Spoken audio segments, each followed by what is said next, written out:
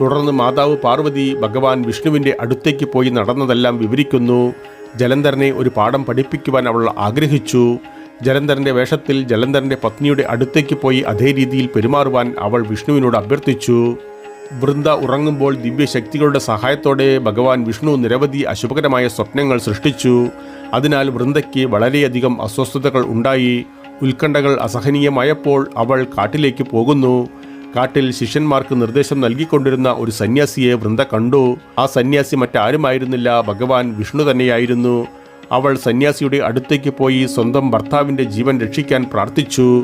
ഭഗവാൻ വിഷ്ണു ആ രംഗത്തു നിന്ന് അപ്രത്യക്ഷനാവുകയും വീണ്ടും പ്രത്യക്ഷപ്പെടുകയും ചെയ്തു. എന്നാൽ ഇത്തവണ പ്രത്യക്ഷപ്പെട്ടത് ജലന്ധറിൻ്റെ രൂപത്തിലാണെന്ന് മാത്രം. വൃന്ദയ്ക്ക് സ്വന്തം ഭർത്താവിൻ്റെ യഥാർത്ഥ വ്യക്തിത്വം തിരിച്ചറിയുവാൻ കഴിഞ്ഞില്ല. ഭർത്താവിനെ കണ്ടതിൽ അവൾ അത്യധികം സന്തോഷിച്ചു. ഇരുവരും കാട്ടിൽ തന്നെ ഭാര്യ ഭർത്താക്കന്മാരായി വളരെ കാലം താമസിക്കുന്നു. ഒരു ദിവസം ഭർത്താവായി വേഷം കെട്ടിയ ആളുടെ യഥാർത്ഥ വ്യക്തിത്വം അവൾ തിരിച്ചറിഞ്ഞു.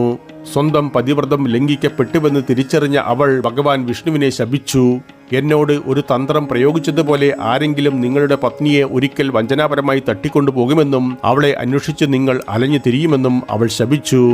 ഭഗവാൻ വിഷ്ണുവിനെ ശപിച്ച ശേഷം വൃന്ദ അഗ്നിയിൽ പ്രവേശിച്ച് മരണത്തെ സ്വീകരിച്ചു.